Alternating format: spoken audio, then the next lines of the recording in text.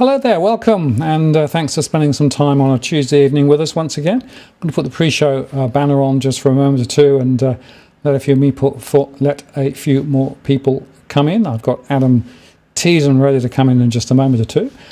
Just a couple of parish notices, if I may.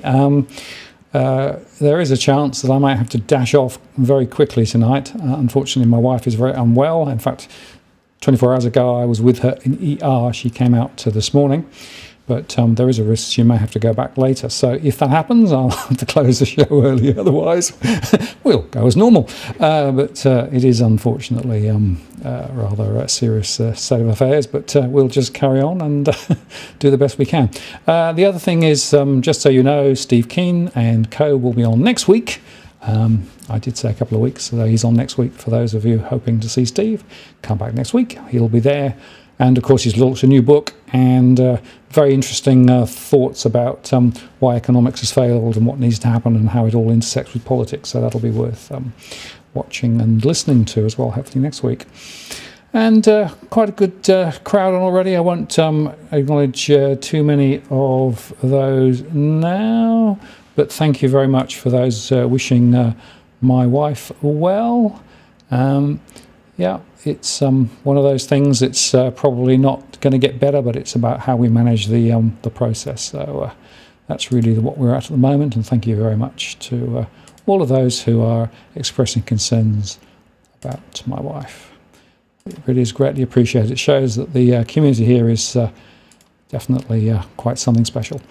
Okay, well, with that introduction out the way, let me take the pre-show off and let me run the intro, and then we'll get started with the main show. Stand by.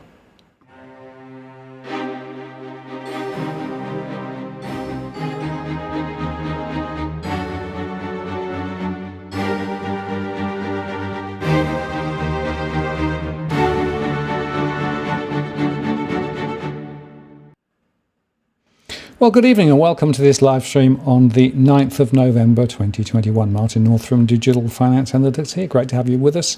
And thanks very much for taking time out of your Tuesday evening. Just before I bring Adam in, I'm just going to run through my normal preamble. This isn't financial or legal advice. Do please play nice in the chat room. We do moderate the stream. This is out at the 9th of November.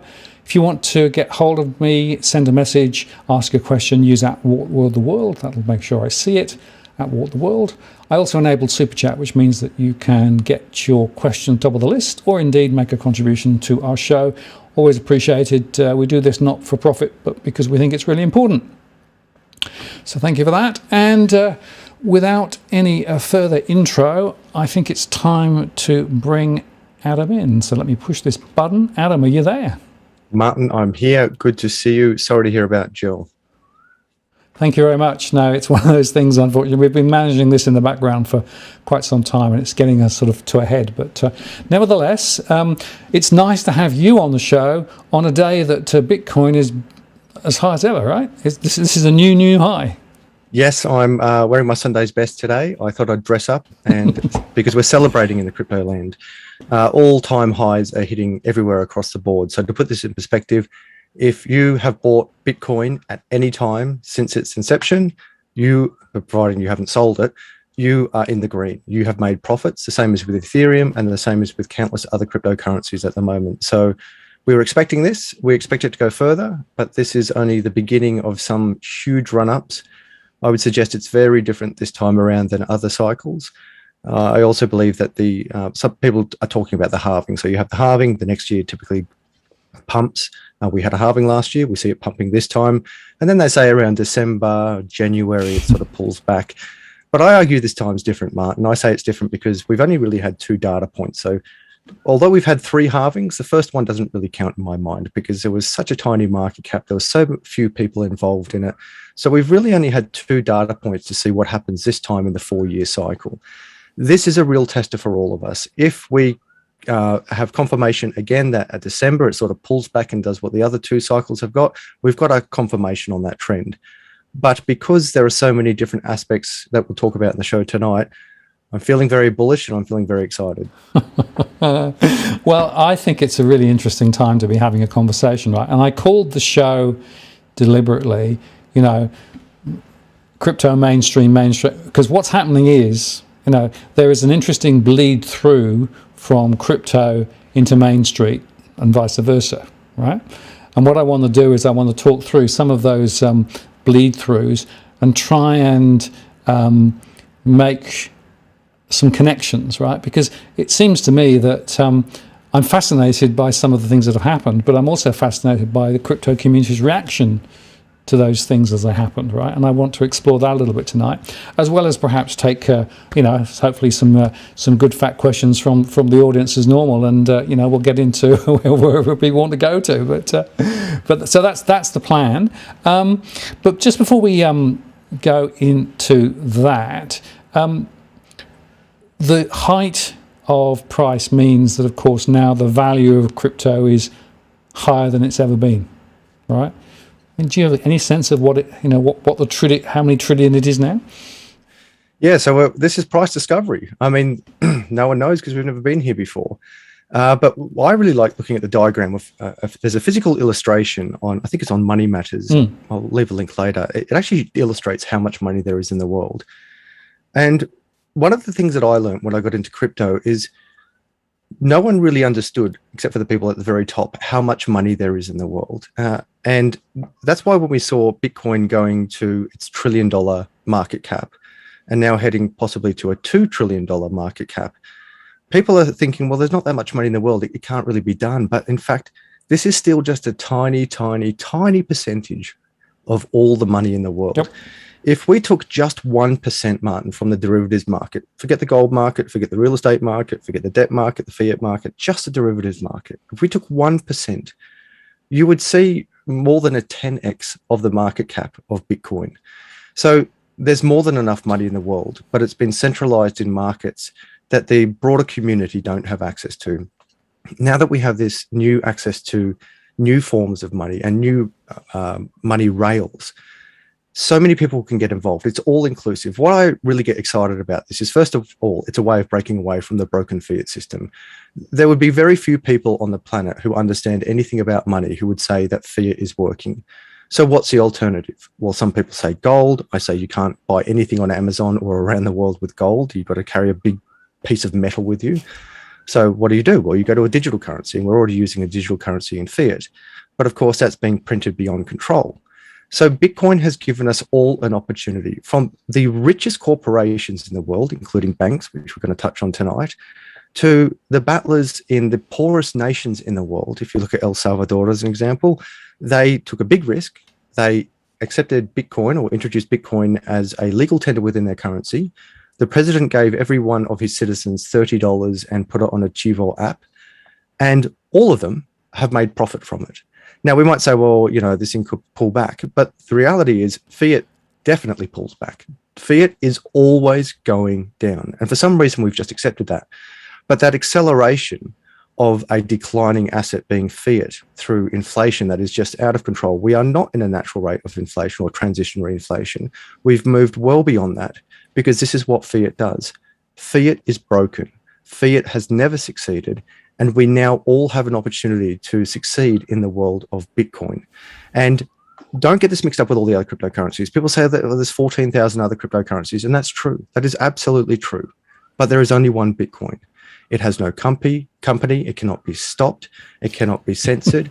It is all inclusive. It is decentralized. Whether you're the richest nations or the poorest person, you can all get in and be part of it. And now that this is why, in my opinion, this cycle is so different, is because in the other two cycles, we weren't seeing the effects of fiat breaking. Now, of course, Bitcoin was born because of the broken financial system. That's why it was created after the 2008 global financial crisis. But now everyone's feeling something's just not right. If things are getting really expensive, we're all getting into debt as nations that can't really be paid off because we're paying off debt with debt. And we now have an opportunity to break away from it and go into Bitcoin. And as a result, we can see we're going into price discovery, where Bitcoin is now currently sitting at time of recording. We're at 93,000 Australian dollars, depending which site you're looking at. So we're going to cross, in my opinion, not financial advice, we'll easily cross the 100,000 Australian dollar mark. What we're really curious about is that US mark. We want to cross that 100,000 US dollar mark for one Bitcoin. But other altcoins are going into price discovery as well. Ethereum is something that we consider as a blue chip crypto, and that is hitting an all-time high as well, as are many other cryptos. Absolutely. So, you are clearly very bullish about crypto land, which is, of course, why I have you on, because I like, having a little bit of a chat with you about some of this stuff. And there's some really interesting questions coming in the chat up before we get into some of the other things I want to touch on. I might just catch on this one. This is from Master Singleton. Do you think that crypto is now experiencing the same FOMO effect that is affecting the Australian property market now? In other words, fear of missing out, trying to make sure you get in. To what extent are we seeing the same characteristics? What do you think? That's a really good question. So the thing with the property market is that not everyone can get to property. If you want to buy a house, you need a deposit, first of all, you need a big pile of money. If you don't have that, you need a big deposit. And if you don't need that, you need some type of guarantor. And if you don't need that, and if you don't have that, you need some way of getting money from a bank. So that is a very exclusive club for only certain people who can get into the property markets. So yes, most certainly when property was pumping, many people tried to get into it, but not everyone could get into it. But with crypto, if you have 1 cent to your name, just 1 cent, you can get in. So if you compare that to a property market, the demand, in my opinion, is much bigger in crypto than it is in property, because the demand curve in property is restricted by the number of people who can physically or who can come up with that deposit or have the cash flow to buy that house. But I don't know anyone in the world, even, dare I say, well, let's keep it in Australia. I don't know anyone in Australia that doesn't have 1 cent to their name, just 1 cent.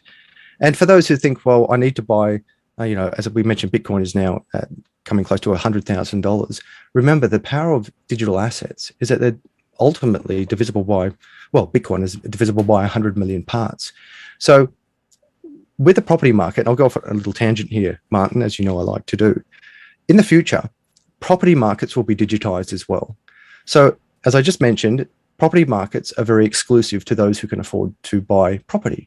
But once we take a land title or some type of asset title and digitize it, that can be broken into 100 million parts as well. So there will most certainly be a future where someone can buy $1 worth of a house, perhaps $10 worth of Sydney Harbour Bridge, perhaps 10 cents worth of a great painting. The power of digital means it can be broken up infinitely, and those portions, those parts, are treated as the same as a whole. That is, when the house goes up 10%, if you've only got 1% of that house, well, guess what? Your little asset has gone up 10% as well. So property markets and digital markets are completely different because one is all-inclusive and one is exclusive. I just wanted to get you to answer Vanessa's question too. Who announces the halving? I don't understand that. It might be just worth unpacking halving for those who may not have got their head around how this weird process works. Sure, Vanessa, great question. So halving is not how much is in existence at the moment. We're talking specifically about Bitcoin.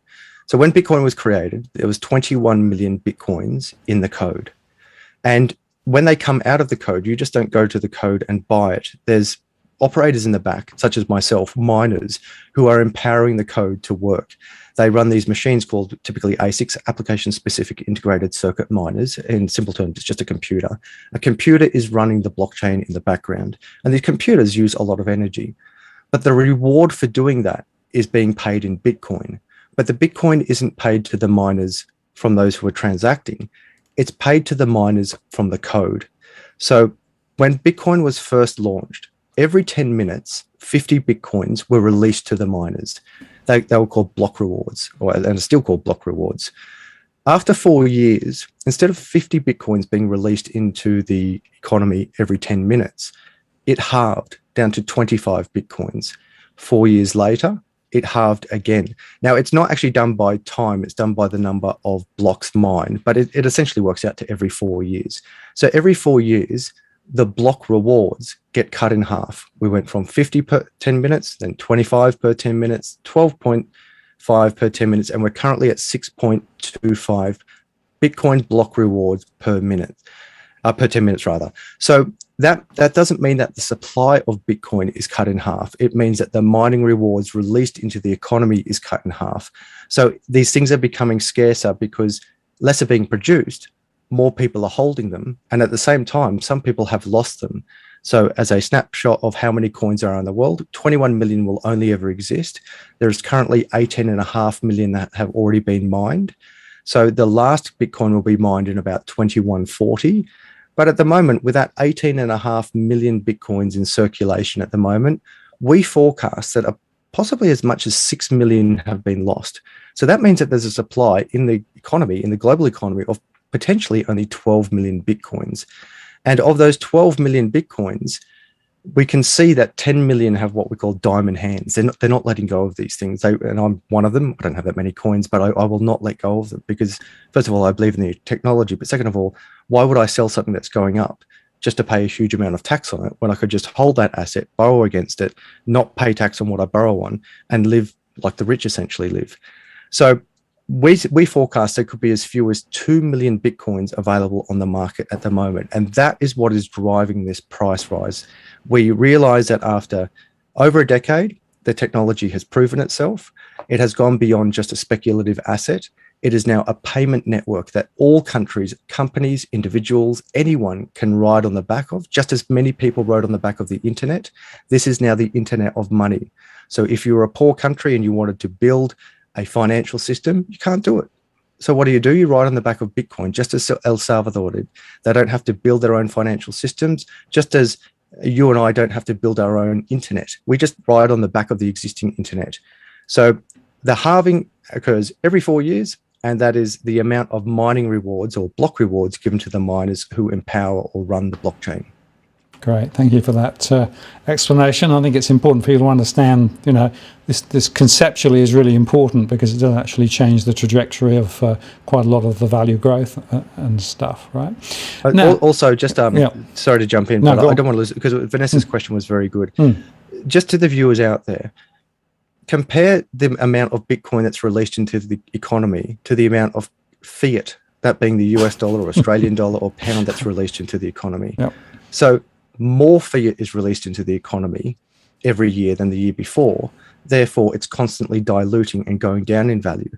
Bitcoin's the opposite. Less is let into the economy every 10 minutes or every year, and more people are holding it. So that is why it's going up in value.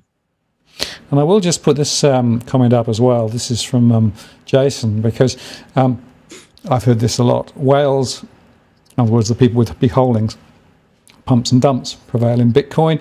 It's just speculation. It's not fit for purpose given its low TPS. That's the transaction throughput, right? There is still a lot of people who actually would say this is a highly manipulated market. Sure, the people who got in early are doing very well, but those who are actually coming in later are probably not doing so well. And, is it really capable of being something which can frankly take over from fiat, as you argue, or is it technically limited by its low throughputs? Well, respectfully, Jason, your comment would have certainly been valid 3 to 4 years ago, but now that is not the case at all. Let me explain. If I have a market cap of $1 million and I'm a whale, all I need to do to double that market cap is put another $1 million into that economy, into that market, and I've just doubled the market cap. If I then have 50% of that market cap that I control myself, I can pull that $1 million out and I've cut the market in half by 50%. And yes, that is how whales work in smaller market caps. You're now looking at a market cap in Bitcoin of $1.7 trillion, not millions, not billions, but trillions. So if I wanted to apply that same approach, and I realize this is an extreme example, but this is how it works. If I wanted to double the market cap of Bitcoin at the moment, I'd have to come up with $1.7 trillion. And there's very few people, any whales, that can do that. Even if they're operating as a cartel, there's very few people who can affect a market cap that big. Equally, if you want to go backwards in the whale move and say, right, I'm going to sell half of the supply of Bitcoin because I own somehow 0.8 of $1 trillion worth of Bitcoin. Well, no one owns that much. And if they were to sell it, that's a big risk to dump that much, particularly as you're going to be paying tax on it. And you may not want to dump an asset. So I've used this analogy on your channel before. If you just think of market caps or all the money in the world, think of it as an ocean. So all the money in the world is represented by the ocean. If you're a little fishing boat, which was what Bitcoin was 10 years ago, and a 3-meter wave hits that little fishing boat goes 3 meters up and then 3 meters down. And that's the volatility of the markets because it's such a small fishing boat. But if you go into those same markets, well, that same ocean with a oil tanker and a 3-meter wave hits it, virtually nothing happens to that boat. It's just a little tiny bump. It's the same ocean, the same money. It's the same volatility, a 3-meter wave. But the bigger the market, the more stable it becomes. So it is not that easy to manipulate a market cap of $1.7 trillion. It certainly is with $1 million. Now, with the TPS, the transactions per second, I'm sorry, Jason, but that comment is also expired.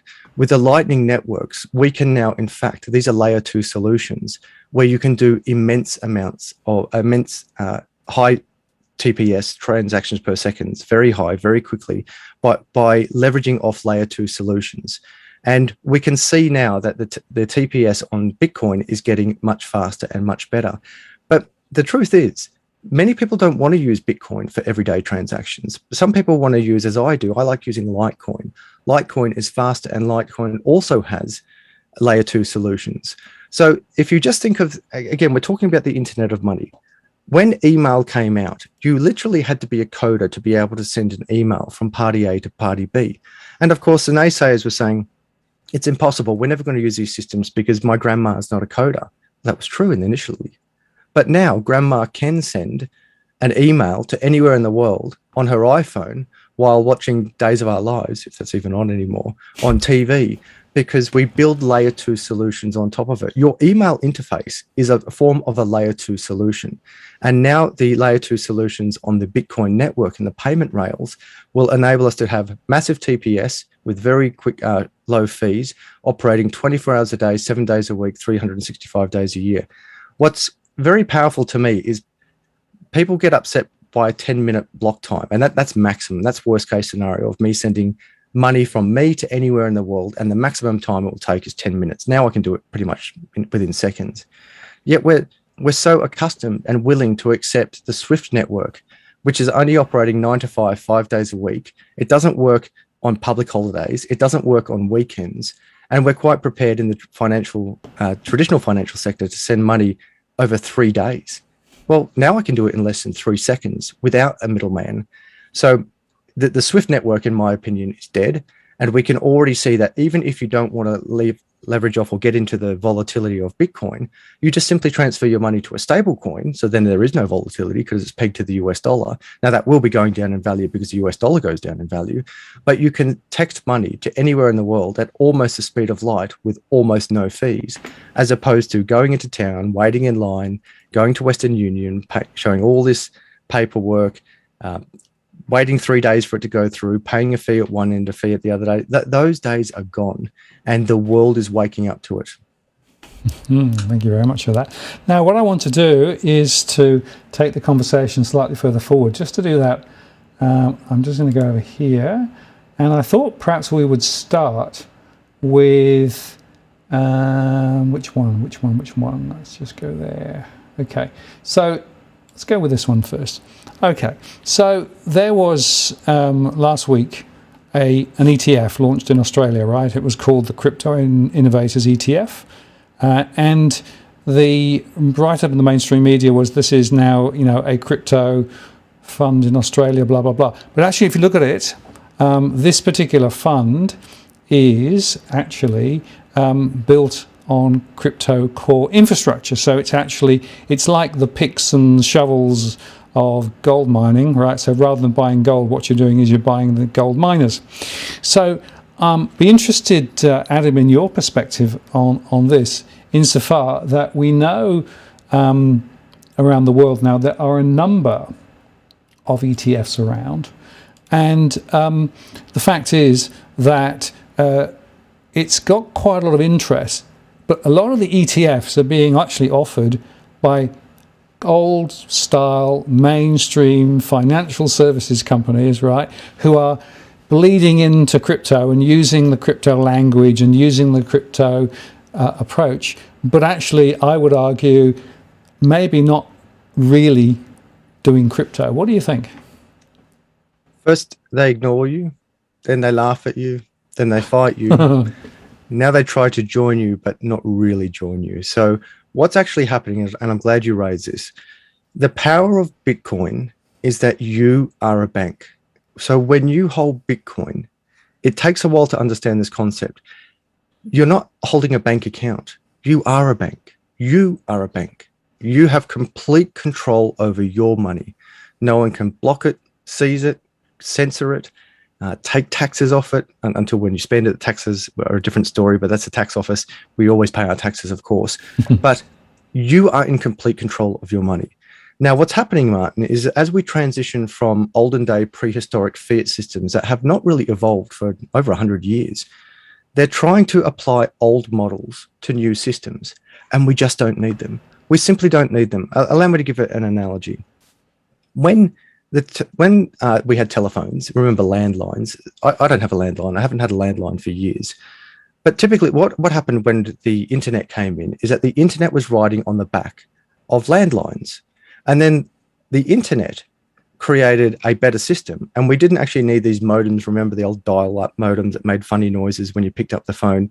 What actually happened was it inverted, and the telephone companies started riding on the back of the internet companies with voice over internet providers. So there was this transitionary period where they were trying to give us better deals on our phones. But now, of course, landlines have just sort of faded out and everyone has a mobile phone. And even within certain government departments, I have seen with my own eyes, contractors come in and cut all the telephone lines, the physical telephone lines at people's desks, and everyone is now operating with headsets at their computer and just Skyping through. You can't pick up a phone in many government departments off the desk because there's no phone there. It just doesn't exist.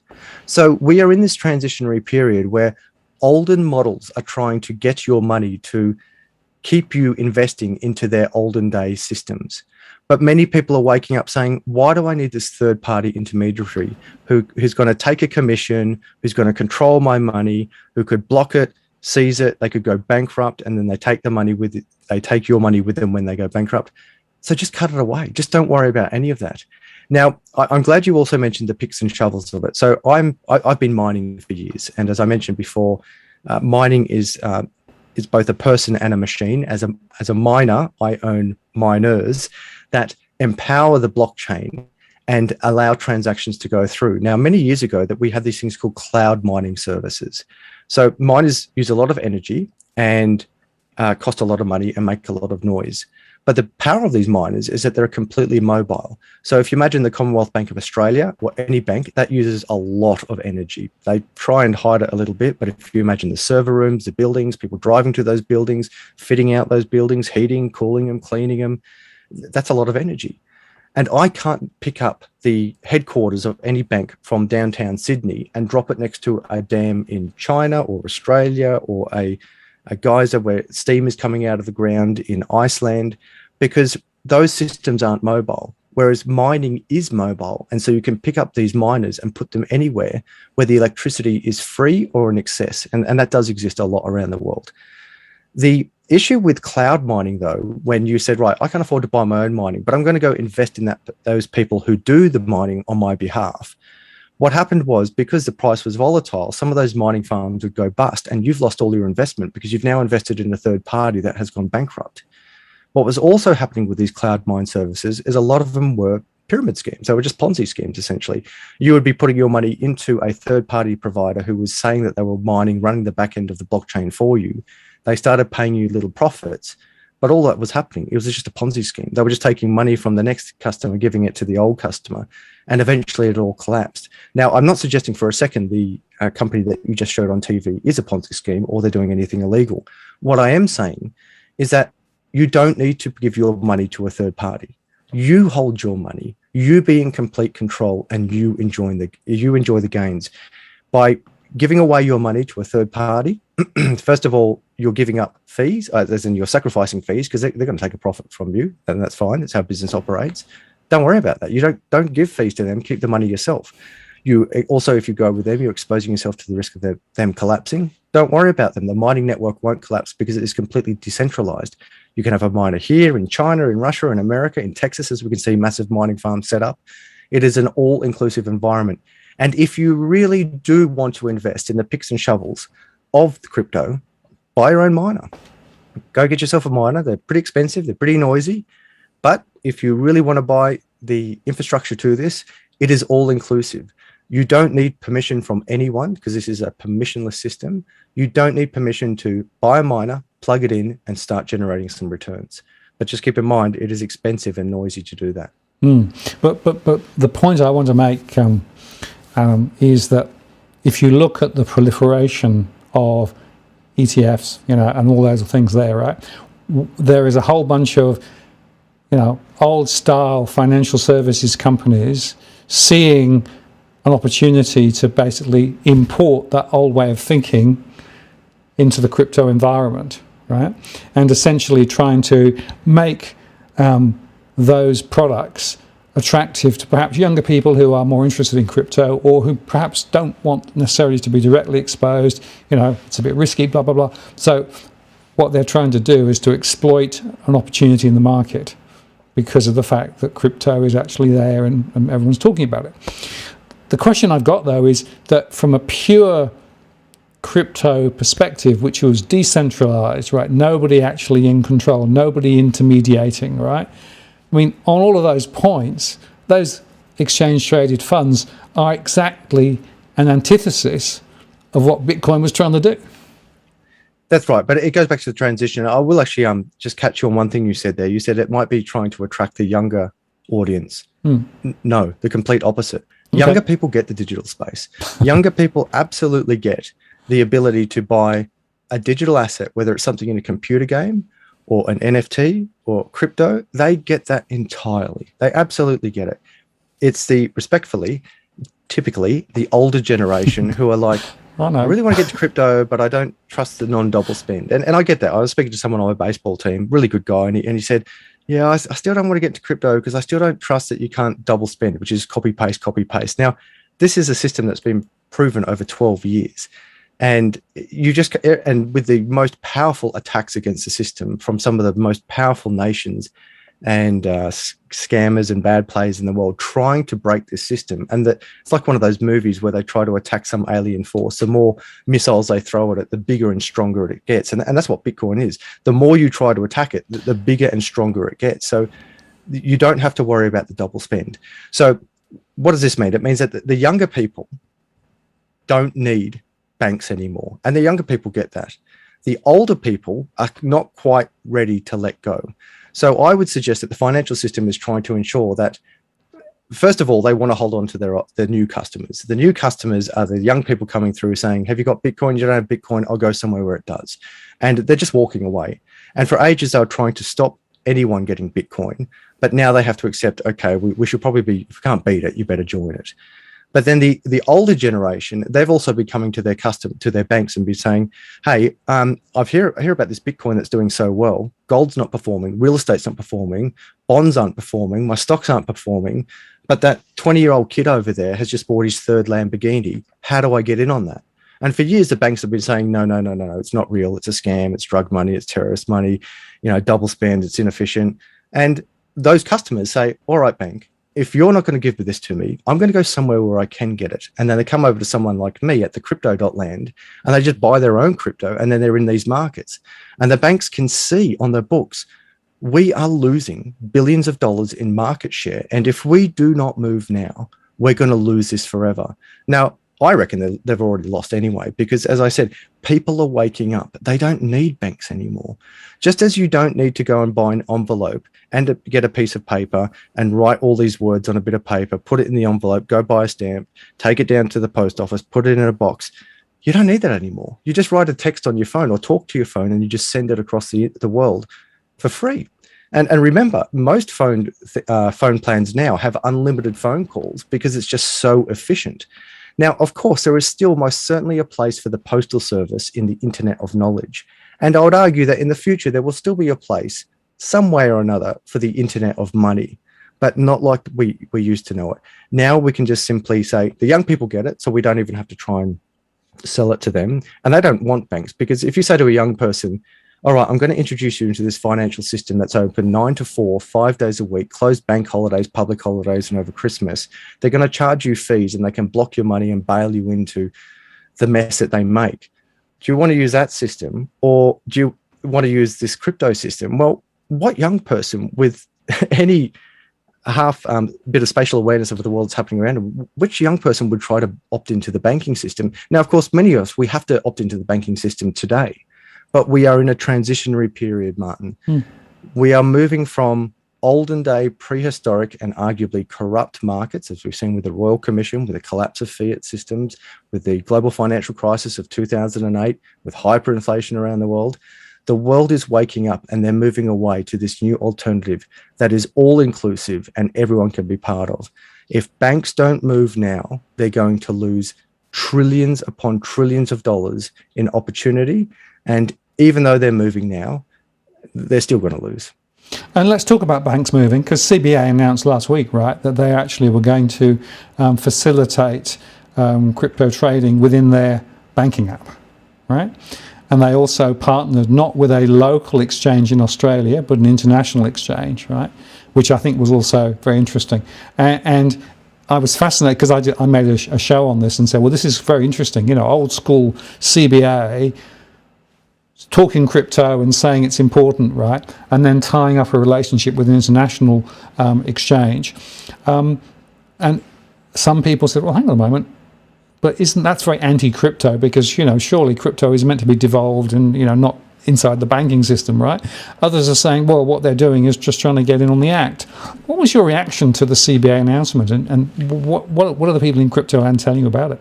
Yeah, I mean, I could talk about this all day and I actually did make a video about it. So first of all, it's very disappointing that they didn't go with an Australian provider. I think that's appalling, quite personally. As an Australian, a proud Australian, there are very reputable crypto platforms in Australia, such as CoinSpot, that have proven themselves and are trustworthy. They could have offered this service to the Commonwealth Bank of Australia and they went abroad. I'm personally disappointed, and we're going to see leakage from the economy when our fees, or anyone's fees who use these apps, leak over to another country. So bad move there, I would suggest. Now, when we go into the Commonwealth Bank allowing Bitcoin on their net bank. So to our international viewers, the Commonwealth Bank is the biggest bank in Australia and about the 45th biggest bank in the world. And there's two sides to their internet banking. You really have NetBank, which is just for your everyday transaction accounts. And then you have CommSec, and CommSec is where you trade shares. And what's very fascinating about this, Martin, is that they haven't introduced Bitcoin into CommSec, into the CommSec application, which is specifically for stocks and trading. They've introduced it into their NetBank application. Now, to any naysayers out there, what more legitimacy do you need? The Australian Taxation Office is taxing it, and the biggest bank in Australia is incorporating it not onto their share side, but onto their everyday transaction side. I don't know what more you could do to prove that this thing is for real and is here to stay. Countries are adopting it as their national currency. Banks are incorporating it into their everyday platforms, and many people around the world are leveraging off these payment rails. Now, when it comes to, is it good or bad? So first of all, appalling that they didn't use an Australian company when they could have used an Australian company. Secondly, disappointing that they're just acting as another middleman. They're just applying an old model where you're now going to use an exchange and a bank, who of course will both be taking a commission. And, you know, I'm speculating at this, but I doubt they're doing this out of the goodness of their heart. They are there to make money. And so when they put these systems in place, they will be taking a cut each time that you buy or sell some of your crypto. I would also suggest that if you're not custodying your own Bitcoin, we go back to the same model where they can block, stop, steal, tax, or do whatever they have in the traditional systems where they stop you spending your money. And what's interesting to me, Martin, is years ago when I tried to buy Bitcoin for the first time, the Commonwealth Bank of Australia stopped me. They stopped me and they said that Bitcoin wasn't legitimate. Now, I would wonder and argue that there could be grounds for a class action suit there. I don't know, and I'm not a lawyer, but ultimately I was not committing any crimes. Bitcoin is not illegal. It was my money. I was buying through CoinSpot. CoinSpot is not illegal. And the Commonwealth Bank of Australia stopped me from buying Bitcoin initially. Fast forward years later, and not only are they not stopping people from buying Bitcoin, they're incorporating it into their main platform of NetBank. And any government who says that they didn't want people to invest in crypto because they were protecting you and trying to protect you from losing your money, I say this: why are we allowed to spend our money at a casino? Why is it that I can go into any casino at 3 o'clock in the morning, be drunk off my head, pull out $10,000 from a bank account if that was my limit, and blow it all on the roulette table without a single call from any bank ringing me up and saying, hey, Adam, it's 3 o'clock in the morning. Are you sure you want to spend these thousands of dollars in a casino right now? Yet when it came to making an investment into cryptocurrencies, something I could research, something that is open, immutable, and all-inclusive, and I wanted to put $50 into it. Oh, no, you can't spend your money on that. So as I said at the beginning, first they ignore you, laugh at you, fight you, and now they're trying to join you before you win. And to finish on a positive note on this rant and on this question, Martin, this had to happen. This is an important milestone in the crypto timeline. This is the transitionary period where we're seeing, if you will, telephone companies trying to leverage off internet. We're now seeing banks trying to leverage off crypto. And what's really important to understand is at the moment, they're just going to custody your money and probably charge you fees for buying and selling crypto through their platforms, where those fees will leak to an external country, which is, as I mentioned, very disappointing. But in the future, and it's already begun, you'll be using these payment rails. You won't be using the SWIFT network. You won't be using the internet per se. You'll be using the internet of money. You'll be using the back end of Bitcoin, a decentralized system that never shuts down. It never closes. 24 hours a day, 7 days a week, everywhere in the world, this thing is running and is more reliable than the older systems. So at the moment, we're talking about a very important milestone in the crypto timeline, where the biggest bank in Australia is saying, hey, we better incorporate this because our customers are walking away. And not only that, we'll eventually incorporate this into our payment systems because people will start accepting crypto, whether it's Bitcoin or other coins. What's important to emphasize is that when you create these payment systems, you can use different currencies on it, including fiat. And if you're looking for an analogy, just think of the internet. What can I use on the internet? Well, I can use countless websites on the internet. I can send countless different types of information on the internet, whether it's noughts and ones, whether it's pictures, whether it's videos, whether it's this call that we're doing right now. It's one internet with many different forms of information transferring through that internet. Now that we have the internet of money that has proven itself, it'll be one internet of money, but with any type of carriage per se that you can put on those payment systems to transfer any type of value to anywhere in the world for almost free at the speed of light. And it's interesting because there was a couple of comments. I'll just put this one up because it's not totally true. By the look of Martin's face expression, he's not a fan of crypto. That was one from Eldon, and a couple of moments later he said, and I'm old school. No, actually, I get the potential of the digitalization of finance, right? And I regard the Bitcoin evolution as step one of a number of steps which are going to involve, right? And the interesting question for me is, in the future, we'll probably end up with a future where you don't have these large financial institutions because they're not actually needed anymore, right? If you take a digitalized view of the world. And so the idea of distributed finance and all those things, those are the things that really excite me. What I'm concerned about is that we're getting fixated on the sort of the, on the appetizer, Bitcoin, right? There's a main game, I think, beyond Bitcoin.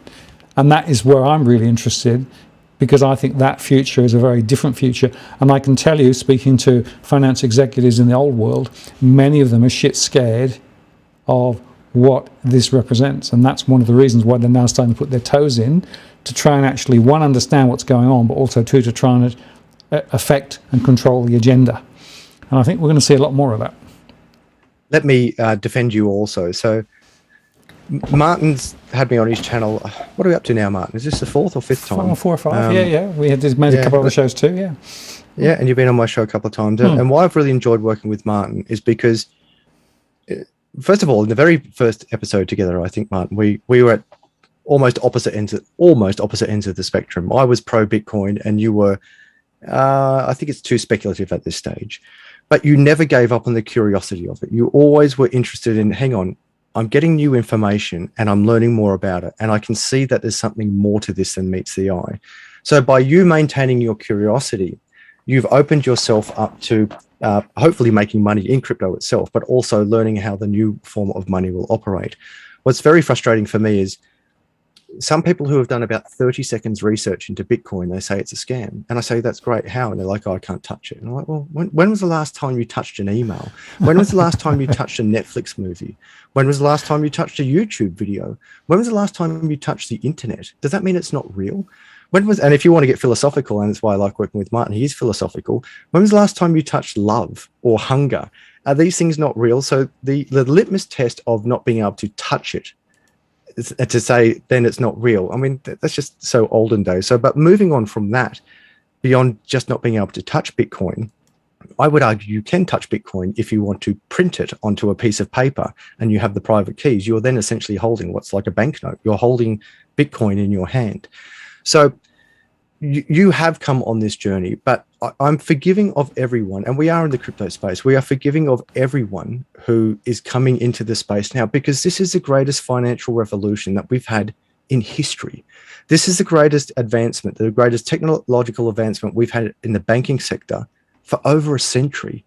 For generations, we have only known of a centralized third party printing money of which we accept to be real. But I remind all the viewers, in 1971, Nixon broke away from the gold standard temporarily so he could print more money to fund the Vietnam War. We're now in 2021, and the US of A never went back to the gold standard. In fact, no country, as I'm aware of, went back to the gold standard.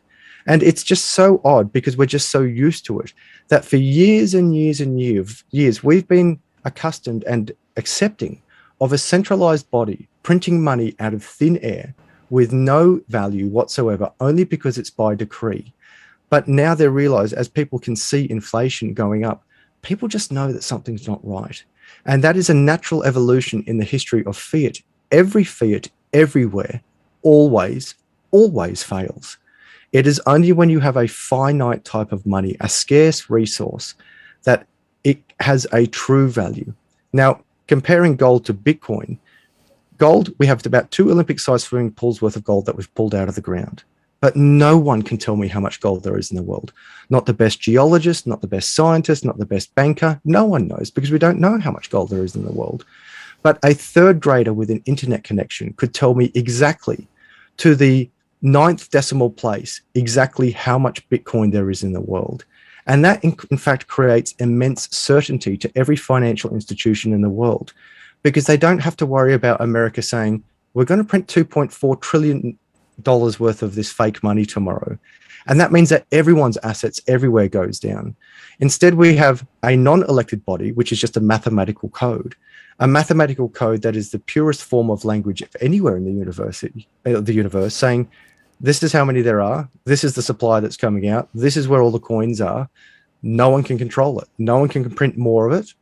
We can only do the natural rate of inflation, which is at the moment 6.25 Bitcoins per 10 minutes for all of the planet, and anyone can have access to it. Yep, well, that's a very compelling argument there, Adam. And just to reiterate, I'm fascinated by all aspects of finance and money, and the interaction between digital is one that I'm particularly interested in, and I've been watching it for years and years and years. So all I want people to be is to be cautious and to understand that there are risks attached to all these newfangled things, just as there are to the old-fangled things. But your point about the fact that we've got central banks throwing liquidity to the four winds, right? Massive amount in the last couple of years, devaluing the value of everything, creating a huge amount of debt in the system, creating financial instability. So it's not like we're jumping from, a really stable, robust system that served us well, right, into something else, right? The fact is the current system is pretty broken, right? And if it can evolve into something which is actually disrupted into a digitally based alternative, which actually has better outcomes for real people, that seems to me to be a positive thing. Yeah, and if you look at nature, homeostasis is nature returning back to its balance, and banks broke it. I say to all the banks out there, you had your opportunity. You had decades to do what was right by the people, and you blew it. You blew it at the cost of the mum and dad battler out there who are losing everything through the invisible and brutal tax that is inflation. Now, whether you're the Prime Minister of this country or just a battler on the front lines of living life in Australia, Bitcoin can save us both. Bitcoin can save us all, because it can get centralized bodies and governments out of the mess that is fiat. And it can help the battler out there to break away from these systems that are continually getting worse and worse and worse. So to everyone, Bitcoin is all inclusive. Don't be angry at it. It's okay to be scared of it because you don't understand it at first, but don't be angry at it. And don't hear a 10-second spill about Bitcoin not being real because I can't touch it, or drugs or terrorist money, and say, well, now I know about Bitcoin. By way of background, Martin, one of my degrees is economics. And I didn't understand money until I really got into Bitcoin. Now, I say that I've got a degree in economics, not to say, well, look at me. I say, well, I'm one who should have known better. I spent years at university to get a triple degree and a master's. And it wasn't until I got into Bitcoin that I truly understood money. And then even when I got into Bitcoin, it took me about 5 years to get to the level of understanding that I have of Bitcoin now. And even now, compared to some of the gurus in this place, my understanding is still quite rudimentary. So don't think for a second, myself included, anyone, that you can study this thing for 10 minutes or an hour or even a year and fully grasp the concept. It is a long evolution because never before have we had a digital asset like this. Never before in generations have we had a decentralized money. Never before have we had such a hard and robust and fair money. And so it does take time to wrap your head around it. But I will say this, I have never, ever met anyone in my crypto journey who has grasped the concept of Bitcoin entirely and said, nah, I'm not going to rely on the mathematical code. I'm going to go back to those bankers who keep printing that useless crap over there. You can have your Bitcoin. 100% of people who get Bitcoin and know it's not a cult, it's just a mathematical code. And the truest language in the world, the truest science, the truest rule is that of mathematics. And that is what Bitcoin is based on. And that is why it is succeeding and will succeed further. Go Adam. There you go. Thank you. I feel like I'm really presidential tonight. It must be the tie. Yeah. I was going to say, obviously, wearing the tie and the white shirt, is giving that extra power dressing, I think it is. Now, there was a really interesting question from Jason, which I just want to put up. And Jason, thank you very much for the super chat. How do you think Bitcoin and other cryptos will do once quantum computing comes of age? Quantum encryption might solve it, but how long before current encryption is finished? Agencies record encrypted streams now for what they're worth. For now, when they can decipher it in quantum terms. So he's putting a very important point out here, right? Which is the evolution of technology hasn't stopped, right? Yeah, I can. It's a great question, Jason, and I appreciate it, and I can answer it quite comfortably. Bitcoin is not fixed. So the argument with quantum computing is quantum computing, and I actually made a documentary on why Bitcoin can't be stopped, and I encourage viewers to check out. It took me a long time to make it, but I actually touched on quantum computing in my documentary. Bitcoin's technology is not fixed. So the argument with quantum computing is that we can apply this really advanced computing system to break the code of the SHA-256 algorithm, which is what Bitcoin operates on, to essentially create a 51% attack. That's when 51% of the validators say, that's not the history of the ledger, this is the new history of the ledger.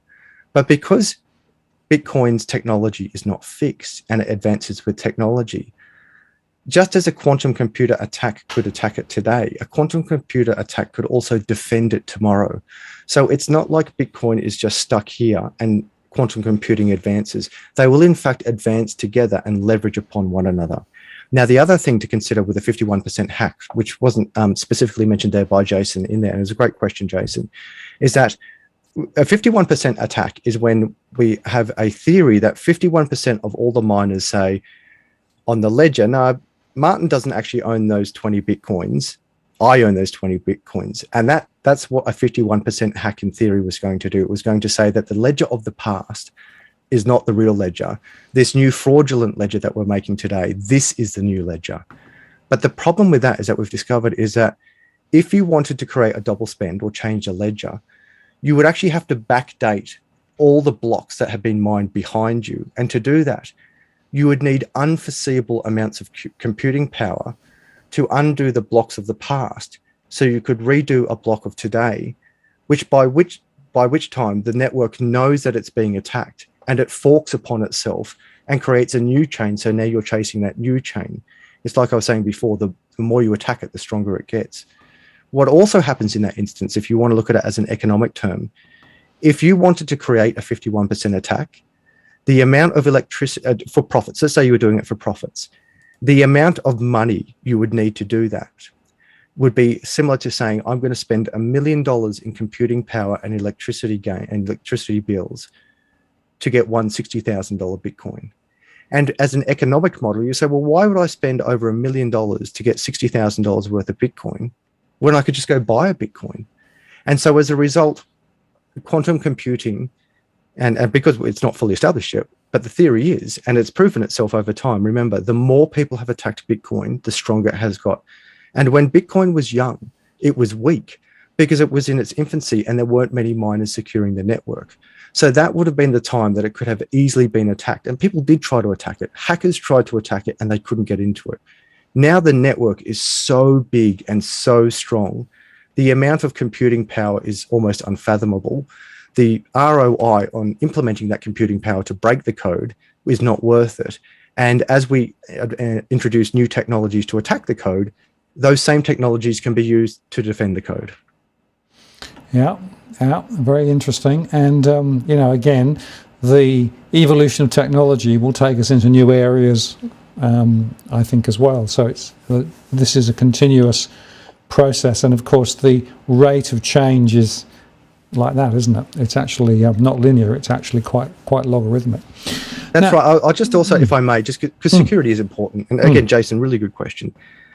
If you think of traditional security systems, what happens is they take everyone's data and they centralize it in one silo. And that is very vulnerable because that one silo per se can be attacked from any one crack, any one spot, any one area, and then you get access to the entire silo. But imagine you took that silo of information, money, knowledge, whatever it was, and instead of centralizing it, you broke it up into 10 billion tiny parts and you decentralized it across the world. Well, how do you attack that?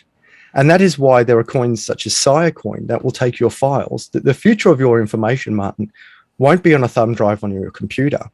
It'll be on billions of computers around the world.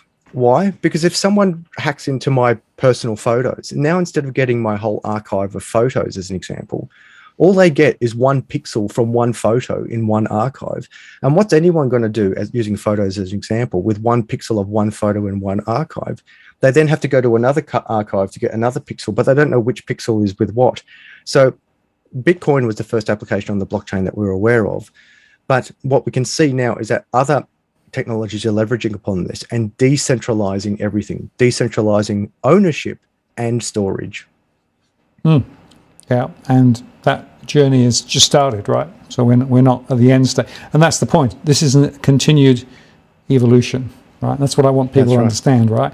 So this is a trajectory towards an end state that is uncertain. And, it's not clear how this is going to play out. But it's a bit like when that first block of mobile phone, I remember the very first mobile phone, which was a sort of a thing this big, right, with a big antenna on the top, right? I remember the guys in the UK saying, this is, really, really important. I was thinking, yeah, sure, well, yeah. And now you look at the mobile phone and what you can do today, right? It is a completely different environment. And of course, the infrastructure built around it now is completely different. And I think that's the analogy we should be thinking about in terms of finance as well. Well, that's right. And just on the mobile phones, remember, mobile phones became so good. We could get them so small that we actually had to say, well, actually, as humans, we don't like phones this small. We remember there's that movie Zoolander where they made a phone. He had this tiny little phone. He's like, hello. And it was a bit of a joke, but it showed us, and it was, a comedy. But the truth is with mobile phones, the technology got so good is that we can make phones in our watches now. But we actually reverse engineered it and said, well, no, actually, that's too small. Let's make it a bit bigger. And another thing that happened on the phone network, and we do draw these analogies because remember, the phone network leveraged off the internet of knowledge, whilst this new network is the internet of money. And that's not just a catchphrase. It will take you a little bit of time to understand what is this internet of money. And it's essentially this decentralized, secure way of sending value and storing value amongst anyone, anywhere for virtually free. But when we leveraged upon the internet lines, that is old phone systems, we used VoIP, voice over internet providers. The lines were so clear, so digitally perfect that when you picked up your landline phone and you tried to listen to it, you'd be like, hello, is this working? And the reason why people were sure it wasn't working is because digital was so perfect that there was no analog distortion. So what phone companies did was they actually reverse engineered, and they put a very quiet, a dim hum, a fake static in the background. So we knew that when we picked up these digital phones that were immensely efficient, that we could hear some type of fuzz or hum or analog distortion in the background. So we were comfortable with it and accustomed to what was happening in the background. So digital is so effective that sometimes we have to actually draw it back, not because of a restriction on the digital networks, but because of a restriction on our human minds and adapting to these units. And of course, that is what's happening at the moment, Martin, is that banks introducing crypto are the analog phones saying, well, we better put that analog hum in the background, because if we don't, people won't be used to it. Yep, absolutely. Now, let me just take the conversation slightly further, right? Because ASIC also came out with some guidance in the last little while, and I might just put that up on the screen briefly. And I think it's quite significant, because basically ASIC said a number of things. I'm just going to put it on the screen now about crypto assets, right? And I don't know how many people have looked at this or haven't looked at it, but it's actually very important, because there are a lot of comments here, I think, that actually are worth understanding. So there's an information sheet about lots of different things. For example, the regulatory signposts around issuers of crypto, intermediaries, mining and processing, asset exchanges and trading platforms, investment products, wallet providers and custody service providers, and also consumers. And they go on then to talk about things like what you should consider when offering crypto assets, right the way through to what is misleading or deceptive conduct in relation to crypto assets. This is a very, very important piece of work. And to my mind, and Adam, I don't know what you think, but to my mind, this is, again, an example of essentially old style regulation being read across and somewhat imposed on crypto land. And I guess the question is, again, what are the crypto communities thinking about this? I mean, are they not worried about it, or is this actually a fundamental, again, an intrusion of old world into new world?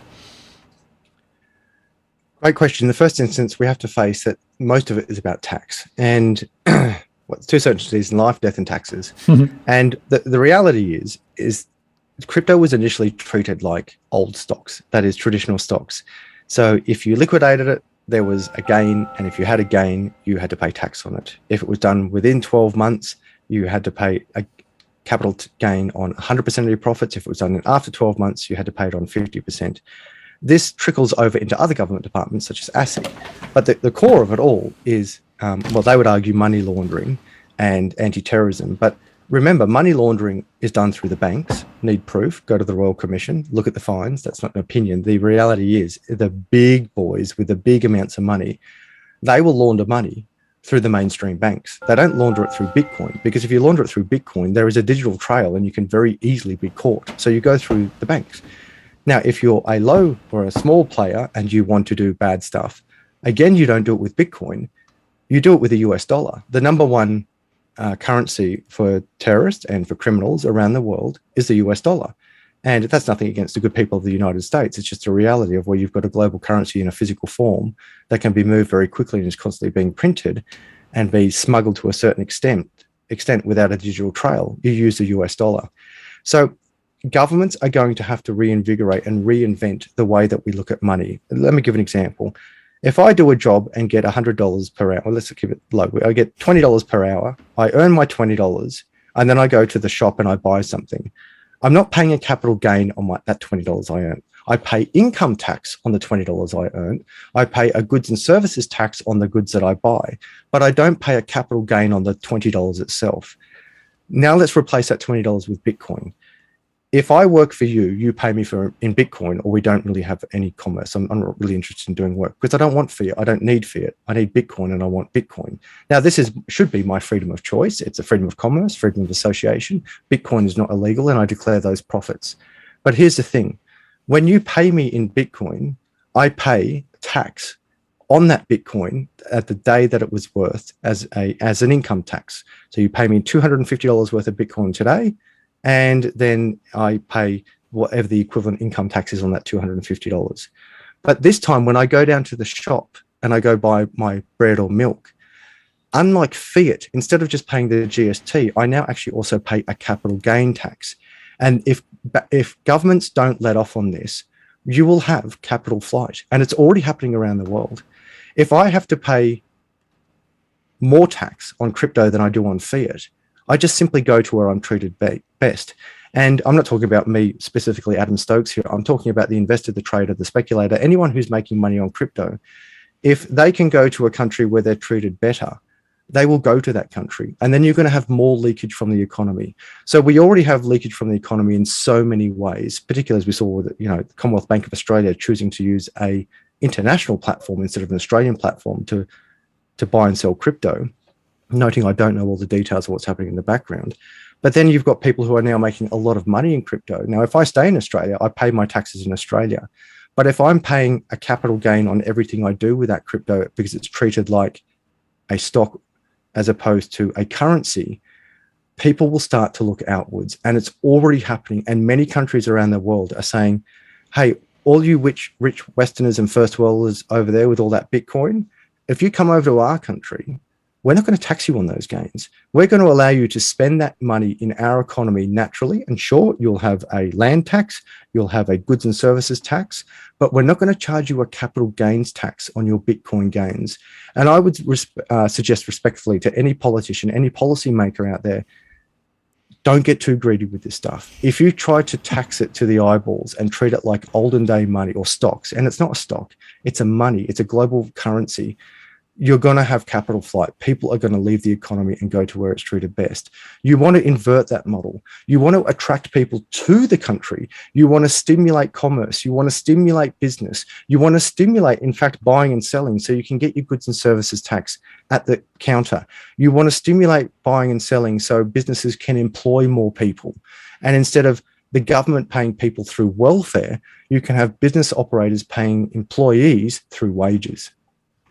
Right. And, going back to the asset thing just briefly, there's a lot in there, and I do recommend anybody who's interested in crypto, you do need to read the asset guidance, right? And if you are providing any advice, so, a lot of YouTubers are actually spruiking the coins and everything else. There is some very clear guidance from ASIC about what you can and what you can't do, right? Exchanges, ditto, and even consumers, right?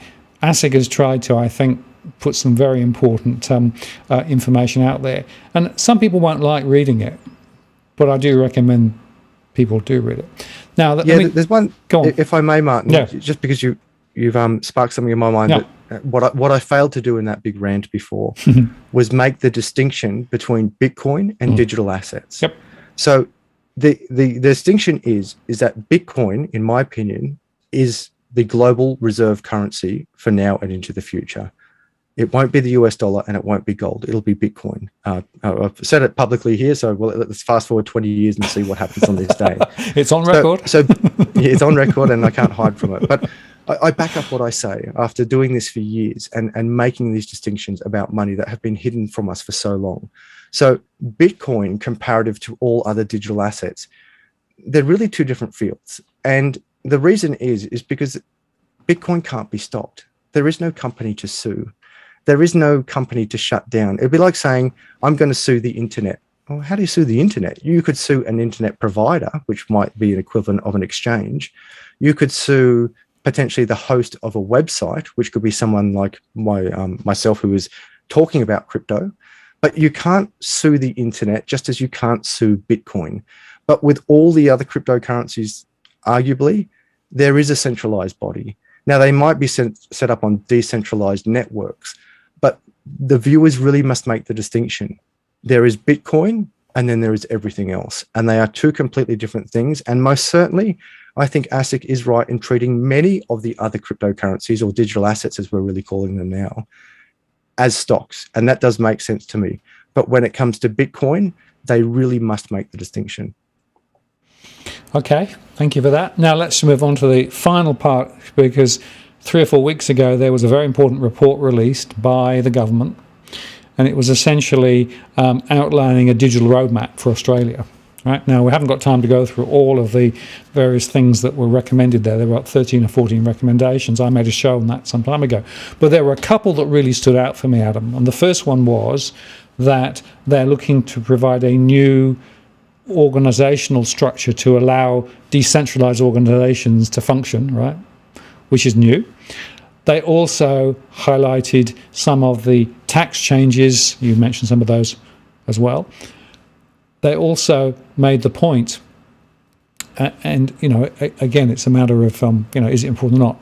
But there was a recommendation that people should be able to put 10% of the costs of mining against tax if you use renewable resources. In other words, a recognition on that.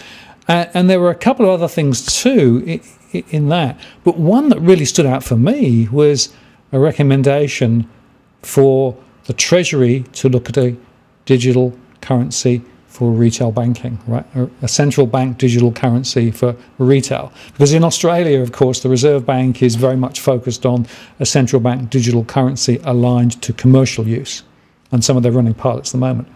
So the idea that the government is now recommending that we should be actually putting a central bank digital currency strategy together for retail was, for me, one of the most important and significant recommendations.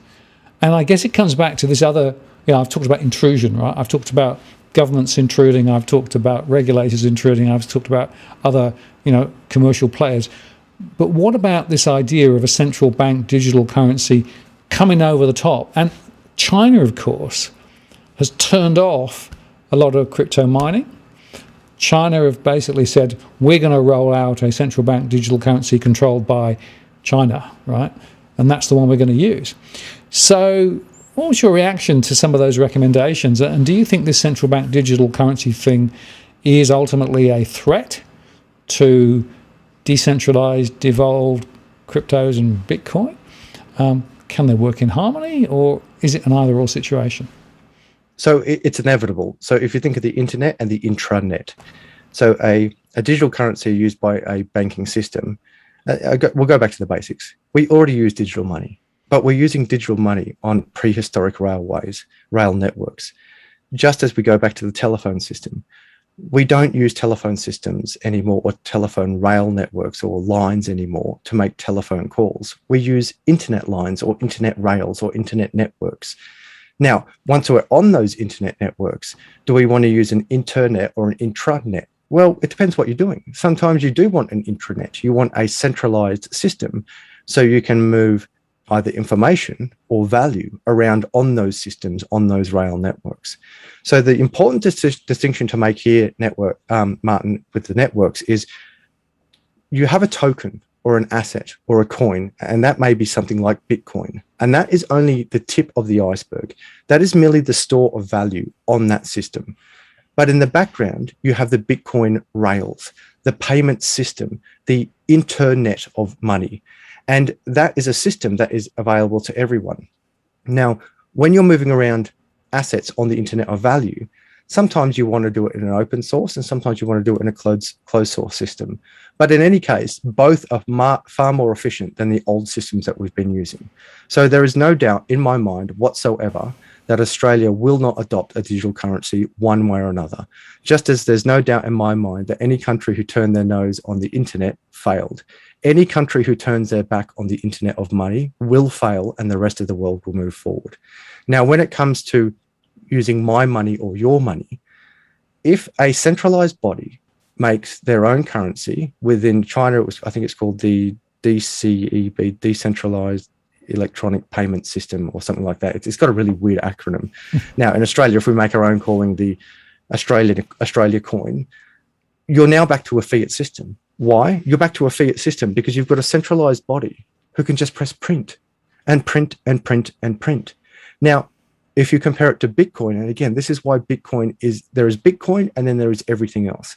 There is only one Bitcoin and there is only 21 million, and it's available to everyone, but no one controls it. And we have never, ever, ever had this in the history of humanity. So it takes a while to grasp that concept. So I think they will coexist, to answer your question. I think you will have the new digital gold of the future, which is Bitcoin. a completely decentralized and immutable way of storing and moving value at the speed of light for almost free. The payment systems that this can leverage upon, but also now the technology where we can leverage upon this and do lots of different things. I keep using the internet as an analogy because they do actually line up a lot. When we first invented the internet, we said, well, what do we do on the internet? And we're like, well, maybe we could send emails. And that's what we did. We just sent emails. And that's Bitcoin. What do? We'll just send value back and forth. But of course, when we first made the internet, it was a bit slow and clunky, and you needed to be a coder to be able to write all the lines of Linux to be able to send an email from point A to point B. And even when you could write that code, it would still take 3 days to go through those information networks. Just as when Bitcoin first started, it took 10 minutes to go through the networks. But now with the layer 2 solutions, we can do it at the speed of light. But going back to the internet analogy, there is not a single government department in Australia, or probably any first world nation for that matter, that doesn't have the internet. And of those government departments, many of them have intranets where they're using their internal systems leveraging upon a greater technology. So I think some argue that XRP will be that digital token, that we have huge liquidity pools, that we can send immense amount of value very quickly and very securely and very easily without any friction around the world. Others argue that they'll make their own currency. But then we go back to the philosophy of a free market. Which currency is more appealing to you? One that is based on a mathematical code that has a fixed supply of 21 million, or one that's based on a government or banking practice of an unlimited supply, open to corruption, open to endless printing, which subjects the people to the brutal and invisible tax of inflation through them not putting up your tax rate, but simply printing more imaginary money. Bitcoin is not imaginary money, but a centralized currency such as it's called the DCEP, that's the one for China, digital currency electronic payment, or anything that Australia makes, they will be unlimited. And then it goes down to the free market. Will we accept that money or the other money? And this all actually leads into war. I'm concerned that there's going to be a war. And the reason why I'm concerned that there's going to be a war is because fiat is a money of war, whilst Bitcoin is a money of peace. Now, if you look at the history of the petrodollar in simple terms is the US dollar, and the US dollar is the petrodollar. And if you and I want to exchange oil with one another, we have to lean on the US dollar to do our trade.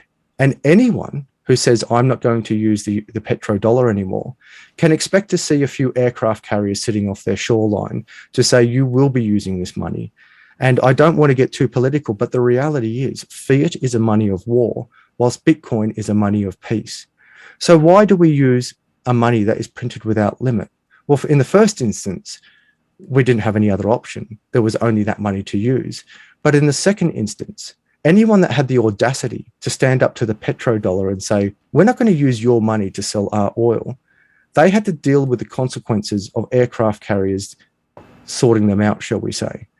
So that leads now to, what are we going to do when we've got an option?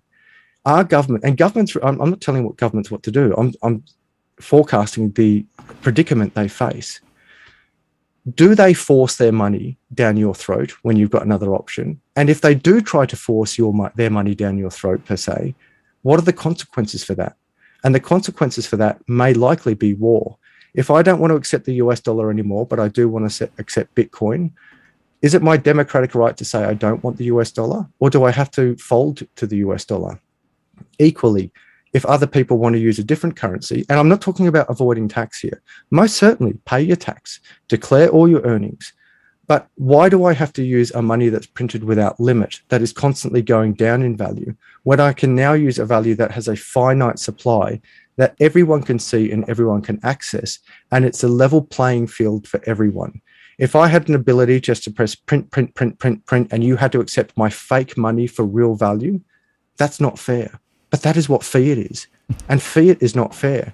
But if we have the coin of Bitcoin where everyone is on the same level, whether you're a superpower with 14 aircraft carriers or an Indian farmer with a bit of cattle and a hoe to plow your fields, it's a level playing field. And that is why this currency is so powerful and so threatening to centralized bodies who have had this control in the past, and so liberating to so many generations of people who have not been able to access these financial systems. But as I keep trying to emphasize, it doesn't matter who you are. We're all equal and we're all even on this one. I also would like to close off this little political rant with this. If you're on the left or right of politics, that's okay. That's okay. You can be on the left or on the right, but let's generalize the left and the right for a second. If you're on the left, you generally hate big business. And if you're on the right, you generally hate big government. Well, Bitcoin actually appeases both these parties. We've never ever had a money that actually appeases both the left and right of politics by evening the playing field of reducing some of the centralized power of both banks and governments, but doing it in a fair and transparent way. Well, I'm going to put to you, Adam, that the central bank digital currency is going to happen. It's going to be rolled out, clearly. Absolutely, it will be. It's going to be a matter of control. And, everything from being able to receive stimulus money direct into your digital account at the central bank, right, that you can then spend on certain things, right? Because, of course, digital money can be controlled in terms of where and how you can spend it, when you can spend it. It can actually also have a sell-by date on it, right? It gives them so many more tools to be able to actually continue the same control of the financial system that they've actually been attempting to use over the last 20, 30, 40 years, right? More control. I agree with you entirely. Yeah. But then I ask you this, which one becomes more valuable to you? That centralized money that will be turned, that has an expiry date and is subjected to inflation, or that currency that is always going up in value and has a finite supply. And my friend, we're already seeing it. Yep. People are saying, I don't want your dirty, broken fiat. I want that Bitcoin. And if I don't want Bitcoin, I want gold. But there's one thing I can guarantee. If you hold on to fiat, it goes down in value. And you can't even dispute it historically. And we all accept it. We accept a natural rate of inflation, Now, Bitcoin was certainly very volatile in its early days, but again, because it had a market cap, when you've got a market cap of $1 million, that's very volatile. When you get into market caps of quadrillions of dollars, that is not very volatile. That becomes a very stable market cap. And if you go back to my example of the oceans of money, instead of having now an oil tanker, you would have something the equivalent of 10 oil tankers stitched together. When a wave of water hits it, it barely bumps at all. So yes, you're absolutely right, Martin. There will be a digital currency because we're already using digital currency. There will most certainly be a centralized digital currency. But which one will be more valuable? The one that is printed without limit and has an expiry date and can be blocked, stopped, seized, taxed through a code, or Bitcoin, where no one can touch it, no one can shut it down, no one can block it, no one can stop it. And the natural answer is, of course, Bitcoin. It's not that other coins won't exist. It's that Bitcoin will always be the Mac Daddy and always have the most amount of power with respect to value. Well, do you think that's happening in China? Because it seems to me that they've been quite successful in detuning Bitcoin. They've shipped out the miners. They've been rolling out the digital central bank digital currency pilots. Include giving some people digital money to sort of start it off. And I can answer that quite easily. Yeah, go on. China shutting down the mining farms was probably, in my opinion, I've made a video on this as well, was actually one of the greatest financial mistakes they have made in their history. Because they essentially had all these geese that were laying golden eggs. And they said, no, we don't want those golden eggs that the whole world will accept, because we can't print as many of them as we want. So we're going to kill all those geese that lay the golden eggs. And we're now going to make this robot geese that lays tin.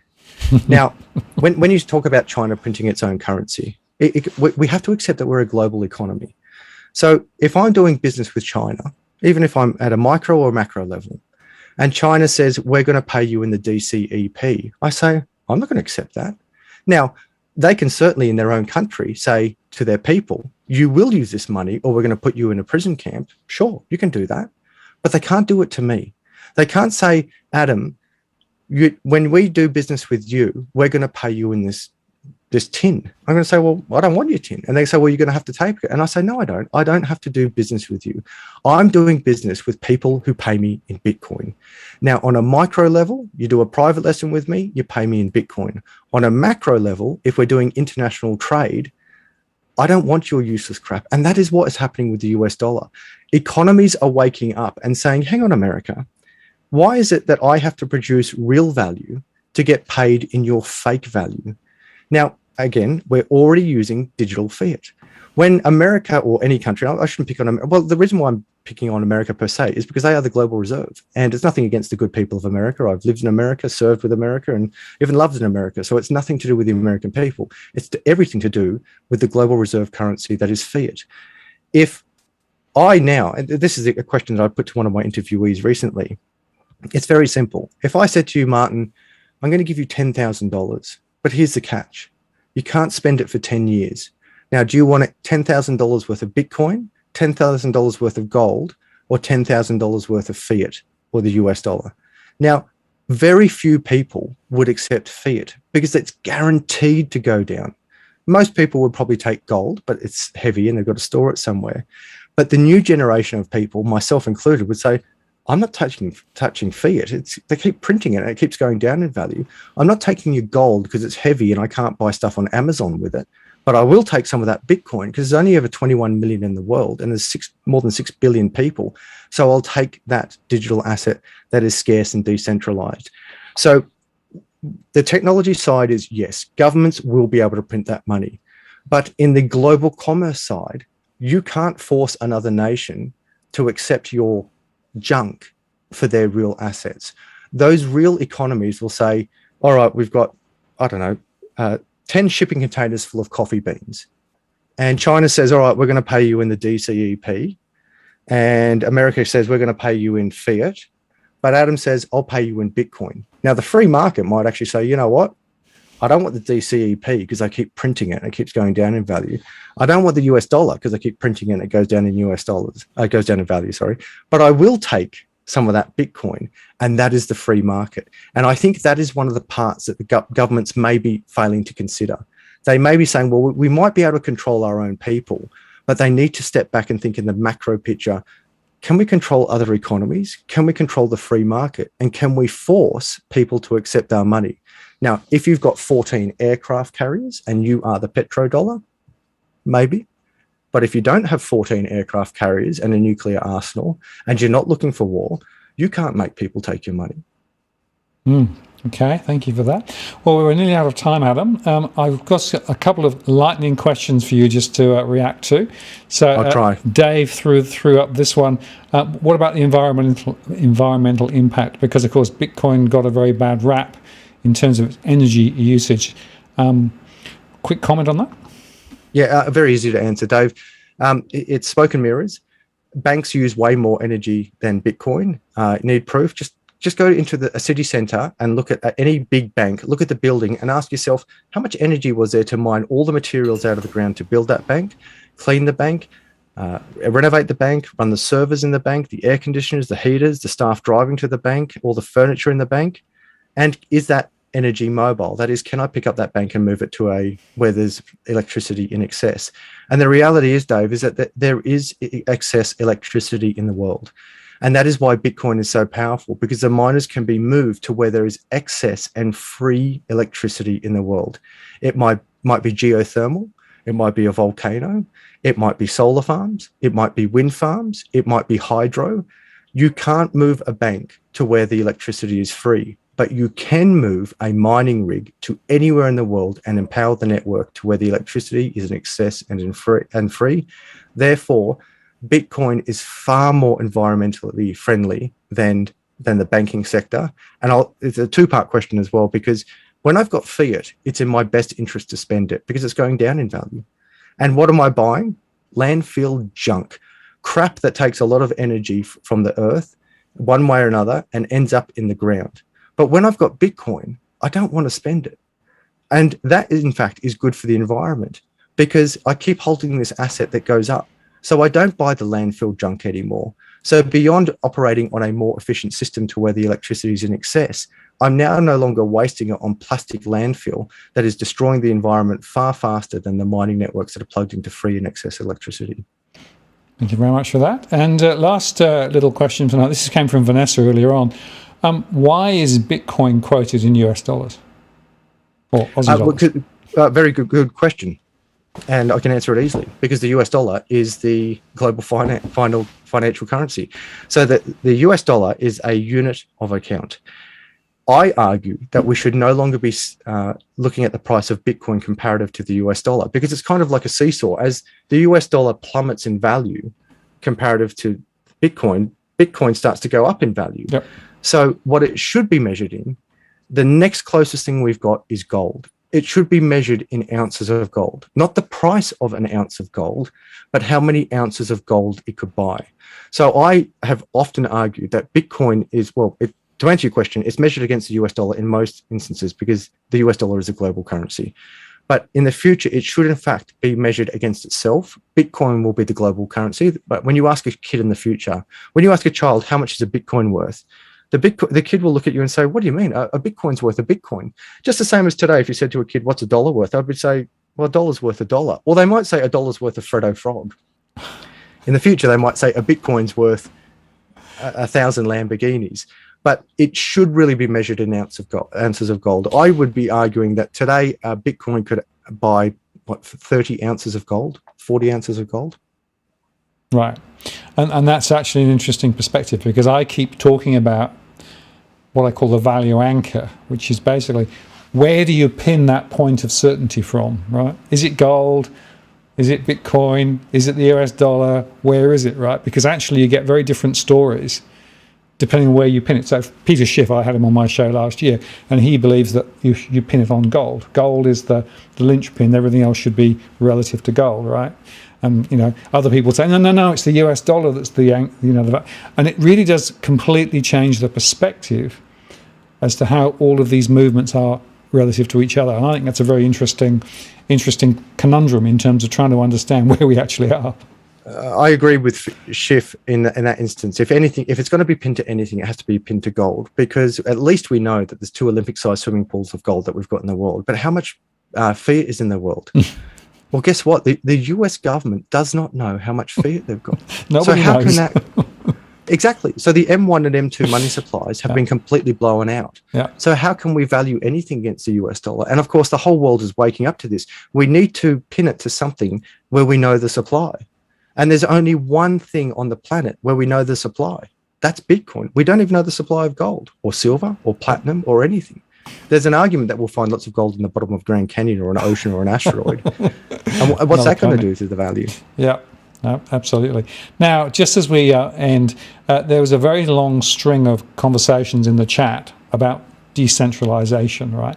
Can we just very briefly in the last few seconds just pick up this, which is, when he says it's decentralized, what do you mean by decentralized? Because there are people in the chat saying, no, it's not decentralized at all, right? So can we just clarify that, just to finish up?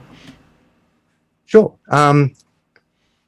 Think of money as a ledger. Think of money as a piece of paper that says, Adam's got $1, then Martin's got $1, then Jenny's got $1, then Joe's got $1. It's just a ledger. Now, where is that ledger stored at the moment? It's stored in a centralized body that we call a bank. Now, that bank can lose the ledger, distort the ledger, hide the ledger, or do whatever they want to the ledger because it is centralized in their control. And we know through royal commissions that they can't be trusted. So how do we take a ledger and decentralize that? How do we take this information and we decentralize it? Well, that's what Bitcoin has achieved. The reason why we centralized it in the past is because we didn't want to have a double spend. If we had the ledger everywhere, everyone could just say, well, actually, Adam's got all the money. And Jenny goes, well, no, I've got a copy of the ledger. Jenny's got all the money. And John's got a copy of the ledger. And he goes, no, John's got all the money. In the past, that decentralized model of a ledger, it was difficult to comprehend because it's like, well, how can it possibly be decentralized? But through the blockchain and through mining blocks, and something I need a lot longer to explain, but come over to my channel where I explain it there. We now essentially, in simplest terms, instead of keeping that ledger in a potentially corrupted organization, we now actually say everyone holds the ledger. And if anyone makes a change, everyone has to agree to it. And the everyone are nodes and miners. And if I try and do something dodgy and I say, well, actually, Adam Stokes now owns all the Bitcoin in the world. Well, there's over 1 million miners that would beg to differ and say, we disagree, we're not validating that block. In the past, it had to be a bank. When you buy money, spend money rather, the bank says, when you do your tap and pay at the FPOS machine, at Woolies or at Coles or any supermarket, What's happening is it's going to a centralized body and saying, does Adam have this money? A centralized body says, yes, Adam does have that money. We authorize the transaction. And for our power of authorizing that transaction, we're going to take a little cut as well. A decentralized model is exactly what I just described, but instead of when I tap my card, it going to one central body saying, Adam's got that money, it goes to an unlimited supply of copies of that ledger all around the world. And as long as more than 51% of those people agree that Adam's got the money and he can spend it, we authorize a transaction and it goes through. And that creates immense fairness in financial systems and stops centralized bodies having any power of corrupting those ledgers. Okay, thank you very much, Adam. Well, we're at the end of the show. Didn't get to all the questions as normal, but nevertheless, thank you very much for your time. If people want to get more information about you and your channel, where do they go? Sure, come over to my self-named channel, which is Adam Stokes. Everyone's welcome there, and I'd love to have you on the channel. Also, if you want to do anything crypto safely, go to the crypto.land. That's the crypto.land, where you can buy your own crypto, do what you want with it, and hold it in your own power. Also, if you want to read my book, 28 Pro Trader Tips, The Art of Trading, it's a book where it focuses more on the art of trading as opposed to the technical analysis side of trading. It's had some really good reviews. It's very easy to read, and it's available on Amazon. Thank you. Well, appreciate your time, Adam, and as always, very interesting and intriguing discussion. And I think my takeout from this is the intrusion of old world into new world is happening quite fast. It's shaping the future, but the future is not yet certain, and I'm not sure how it's going to play out, but it's certainly going to be an interesting time. And my own view is the future will be digital. It's a question of, frankly, whether it's going to be decentralized or whether it's going to be central bank digital currency, and who's going to win, I can't tell. Interesting times. I believe in democracy, and I now believe in the democracy of money, and I encourage you all to be part of it. Adam, thanks very much. Appreciate it. And we'll do it again soon, eh? Thank you, Martin. Wishing you and Jill all the best. Thank you. Appreciate it. I'm going to take you offline now. So there you go. Thank you very much, folks, for hanging with us at the end. Thank you very much for all the super chats. Really appreciate it. And look, whether you agree or disagree, in a way, it doesn't matter. This is about having the conversation, about the debate. Hopefully you've learned something on the way through. And next week, I just want to say before I close that we've got a very interesting debate going on next week. I've called it The Politics of Economics, with Steve Keen and Victor Klein, both, of course, attached to the New Liberals. We're going to get into Steve Keen's new book. We're going to talk about some of the strategies that he's got in terms of dealing with debt and also the limitations of the current political system that we have. So great time to answer questions and think about how politics and economics are in a deadly embrace, perhaps not to our mutual benefit as individuals and a society. So mark your diary, and I look forward to seeing you next week. And I want to say thank you for hanging with me. I'm glad to say that my wife is sound asleep, so that's good. And I did also just want to show you the two dogs are downstairs, just around the corner from the studio, sound asleep. They have not moved the whole of the evening. So I think that's quite funny. I wondered if they were going to make a lot of noise, but they're both sound asleep. So there you go. So you've got Luna closer to the camera and Meteor further away, both twitching quietly as they're dreaming chasing rabbits. So with that, I want to say thank you very much. Thanks for spending time with us this evening. Come back next week. And just to explain, my production of videos may be a bit limited over the next couple of weeks because of Jill, but I'll do as much as I can. I'm going to try and keep the live streams going when I can. But if for any reason I can't, hopefully you understand, I will be back. So thank you very much. Have a good evening, and thanks for spending time with me. We'll see you next time. This is Martin North from Digital Finance Analytics, signing off. Good night.